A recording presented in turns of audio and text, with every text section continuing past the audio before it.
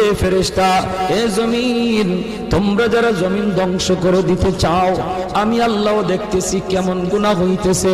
যেই মানুষে আমি আল্লাহ এত আদর করে বানাইলাম, আসমান আল্লাহ বানাইছেন কুন ফায়াকুন বইলা, ফেরেশতাও আল্লাহ বানাইছেন কুন ফায়াকুন বইলা, জমিন আল্লাহ বানাইছেন কুন ফায়াকুন বইলা, কিন্তু আমারে আপনারে আল্লাহ পাক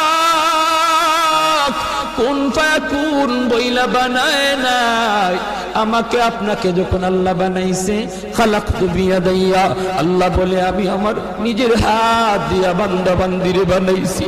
কারণ এই চেহারার মধ্যে এত দামি কপাল, ওই কপাল দিয়া বান্দা আমার কুদরতি কদমে সাজদা দিবে। এই কপালটার এত দাম, এই কপাল কুন ফায়াকুন বললে হয় না, এই কপাল ফেরেশতাদের হাতে বানাইলেও হয় না, আমি আল্লাহ নিজের হাতে বানাইছি।